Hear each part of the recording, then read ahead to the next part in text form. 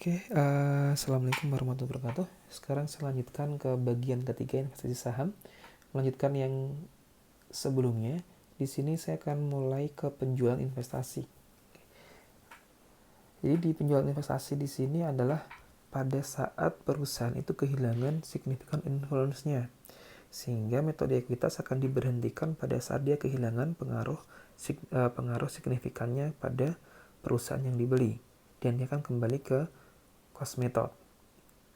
Contoh seperti ini, pada awal Januari 2007, P memiliki saham di S sebanyak 40% dengan harga perolehan 580.000. Ekuitas S pada tanggal yang sama sebesar 1.200.000.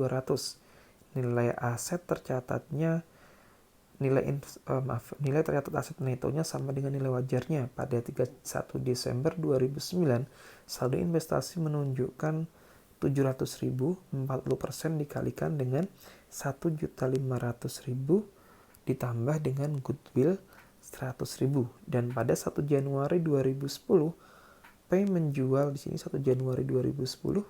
Maaf di sini.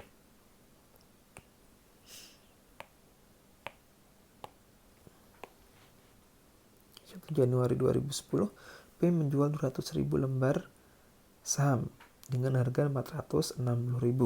Kalau kita melihat pemilikan dari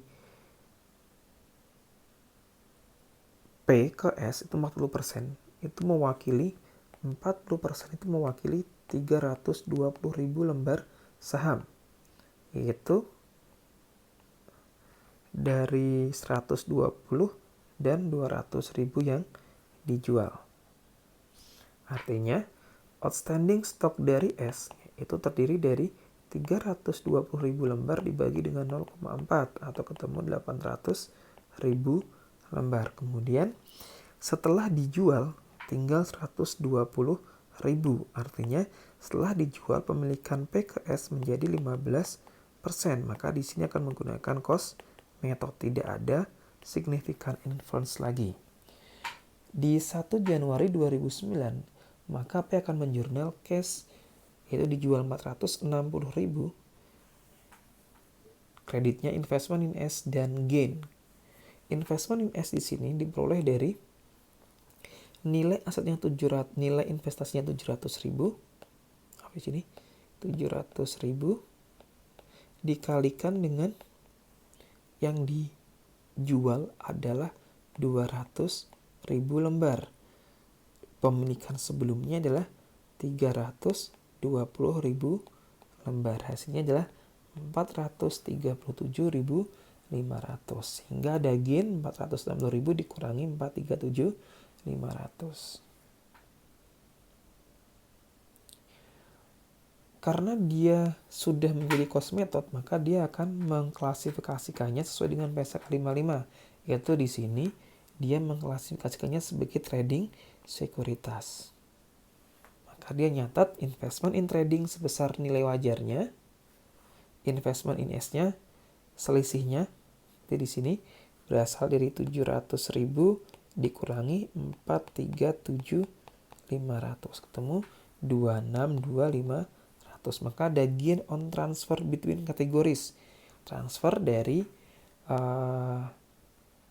associate ke trading sekuritas sebesar 7.500.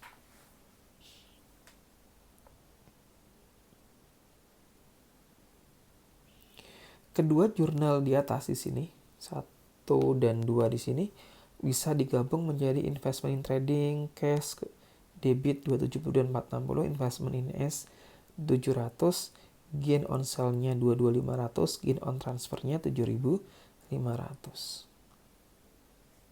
Sama saja. Silakan, mana yang lebih mudah? Kalau saya mudah dibagi menjadi 2. Kita jual, kemudian kita reklasifikasi sisa saham yang dimiliki. Kemudian bagaimana kalau misalnya ada pembelian saham langsung dari perusahaan, bukan dari pemegang saham? Kalau ada pembelian saham langsung tambahan dari perusahaan, maka nanti akan mengubah jumlah outstanding stoknya, maka akan mempengaruhi pula persentase perolehan sahamnya, persentase pemilikan sahamnya. Contohnya seperti ini. Awal Januari 2013, P membeli 20.000 yang belum diterbitkan sebelumnya langsung dari PT Sanjaya. Pada saat itu stockholder equity terdiri dari 200.000 capital stock dengan parnya adalah 10.000. Maka kalau kita lihat jumlah lembar saham sebelumnya adalah 200.000 dibagi dengan 10.000. Atau ada 200.000 lembar ya. Benar ya di sini ya.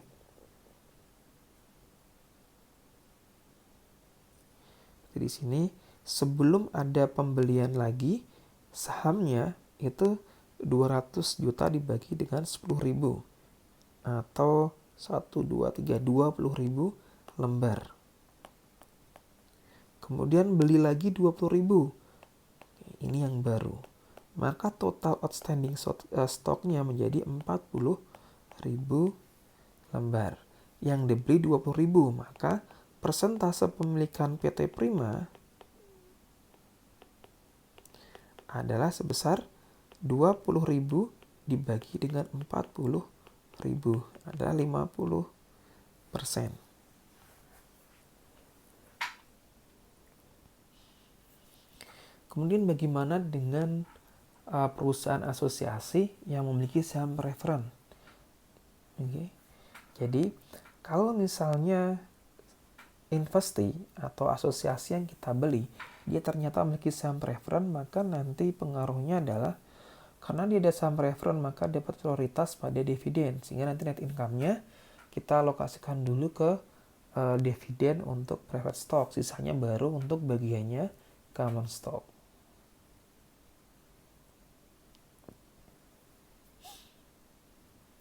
Contohnya seperti ini. PT Premium membeli 40% saham PT Quality pada awal 2016 senilai 2,5 miliar, 40%. Pada saat itu stockholder equity PT Quality terdiri dari 10% kumulatif preferred stock parnya 100 nilainya 1 miliar. Artinya 1,5-nya itu terdiri dari capital stock dan paid in capital. Kita lihat di sini. Belinya 2,5, 40%. Kemudian ekuitas PT Quality itu ada preferred stocknya 1 miliar. Kemudian common stocknya 3 miliar. Dan paid in capitalnya 500 juta. RE-nya 1,5 miliar. Net income yang diperoleh dan dividennya dibayarkan oleh PT Quality adalah 700 dan 200 juta. Oke, dari informasi tersebut kita dapat melihat ada atau tidak eksesnya. Harga perolehannya kita lihat di sini 2,5 juta. Kemudian ekuitas PTQ itu sebenarnya totalnya adalah 6 juta. Kita lihat 1 miliar, 4 miliar, 4,5 miliar tambah 1,5 miliar, 6 miliar ya. Ekuitas Q itu terdiri dari 1M ditambah 3M ditambah 0,5M ditambah 1,5M, ketemunya 6 miliar. Maka nanti untuk menghitung ekses kita fokus di pemilikan saham biasa, berarti kita akan hilangkan saham preferen di sini, dikurangi saham preferen. Maka di sini 2,5 harga perolehannya, kemudian ekuitas Q untuk common stock di sini adalah nilainya 5 miliar, 6 miliar kurang 1 miliar. Kemudian dikalikan dengan 40% yang kita peroleh sebesar 2 miliar. Selisihnya dialokasikan ke goodwill sebesar 500 juta. 2,5 dikurangi 2 miliar di sini ya. Dikurangkan ketemu 500 juta. Kemudian income from PTQ dihitung, net income-nya jadi 700. Kita harus sisihkan dividen preferen yaitu 10%-nya dari nilai preferred stock-nya yaitu tadi 1 miliar. Jadi 10% dikalikan 1 miliar ketemu 100 juta, sehingga income for common stockholder itu hanya 600 juta. Jangan sampai salah. Jadi harus dikurangkan untuk bagian dividen preferen, sehingga nanti income from PT Q untuk premium adalah 40% dikalikan 600 juta sebesar 240 juta. Jurnal yang kita pakai, investment pada income from ini terkait dengan net income dan dividen ya, 240 juta. Cash investmentnya ini untuk dividennya adalah 40% dikalikan dengan dividennya adalah, kita lihat di sini 200 juta ya, 200 juta. Tapi ya, tadi bagian dari preferred stock adalah 100 juta, maka dikalikan dengan 100 dikurangi 100 juta baru dikalikan dengan 40%. Maka di sini 40% dikalikan dengan net income-nya, dividennya tadi 200 juta dividen dikurangi 100 juta untuk preferred stoknya. Jadi 40% dikalikan 100 juta ketemu 40 juta.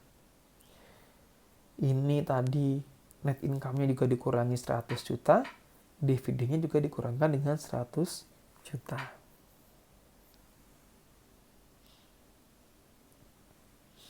Kemudian bagaimana kalau misalnya ada jual beli di antara investor dan investee?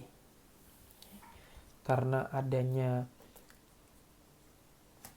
hubungan istimewa, maka nanti harus di-adjust apabila ada gain atau loss di antara transaksi dengan investee dan investornya. Kita lihat di sini. Transaksi yang terjadi dengan investor sebagai penjual dan investee sebagai pembeli disebut sebagai transaksi hulu atau downstream. Dan sebaliknya apabila investor membeli ke investee maka dianggap sebagai upstream. Pasal 15 paragraf 19 menyatakan bahwa laba atau rugi yang dihasilkan dari transaksi antara investor dan investee diakui dalam laporan keuangan investor hanya sebesar bagian investor lain dalam entitas asosiasi. Bagian investor atas laba atau rugi entitas asosiasi yang dihasilkan dari transaksi-transaksi ini harus dieliminasi. Jadi transaksi antara investor dan investee itu juga harus dieliminasi. Contohnya seperti ini. PT Alamanda merupakan investor yang memiliki 20% saham di PT Burberry. Sepanjang 2015, PT Alamanda menjual inventory senilai 200 juta kepada PT Burberry. Artinya di sini ada downstream transaction senilai 200.000. Kemudian COGS-nya adalah 140.000.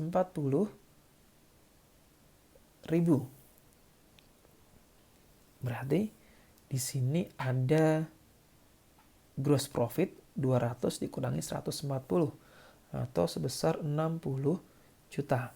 Sampai dengan 31 Desember, sepertiga barang dagangan tersebut belum terjual dan masih ada di gudang PT Burberry.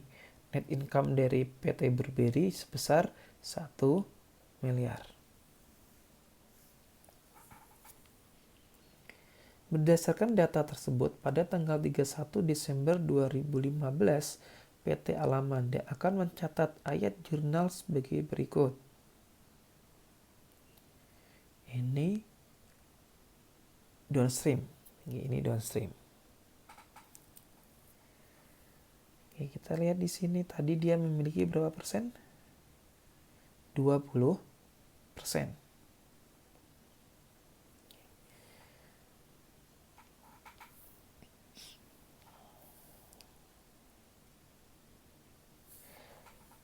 Kita jurnal yang pertama kali adalah jurnal pembelian dari jurnal pembelian, yaitu dia beli sebesar tidak diketahui investment in Burberry pada case tidak diketahui. Kemudian di sini intinya adalah ada bagian profit yaitu tadi sebesar 1 miliar. Maka dia akan nyatetnya income from investment in B pada income from Burberry yaitu sebesar 20% dikalikan dengan 1 miliar, ketemu 200 juta. Kemudian kita lihat di sini ada transaksi antara Alamanda dan Burberry, di mana A dan B di sini dijual. A, dia menjual, di sini ada sales pada cash dan COGS pada inventory. Maaf, di sini ada COGS inventory. COGS-nya 140,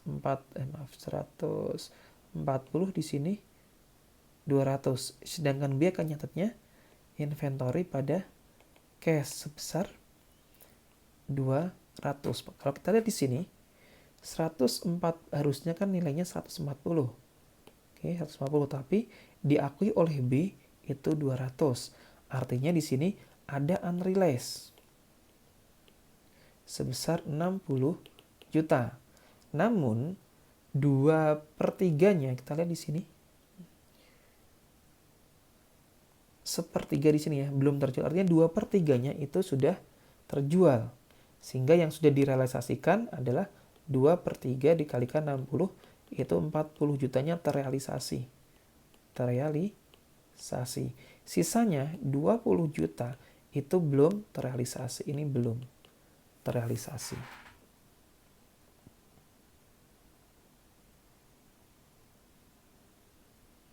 Oke, sehingga kita mengeliminasi unrealized profit di dalam ending inventory. Yaitu sebesar 20% dikalikan dengan 20 juta. Oke.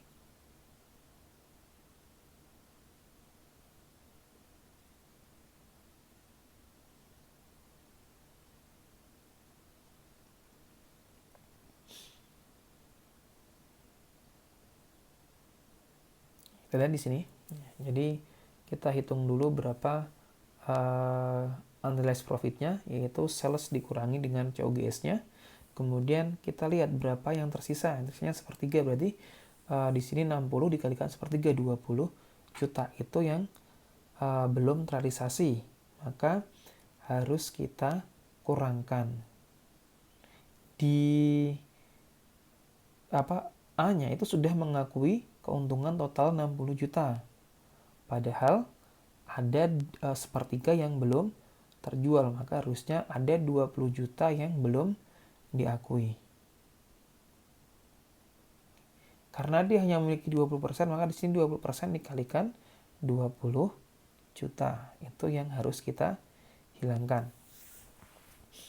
Dalam transaksi hilir antara PT Alamanda ke Burberry terdapat laba antar perusahaan sebesar 60. 40-nya sudah terrealisasi dan 20 jutanya belum terrealisasi. Karena ada 20% kepemilikan, maka ada 4 juta di sini ini yang belum terrealisasi.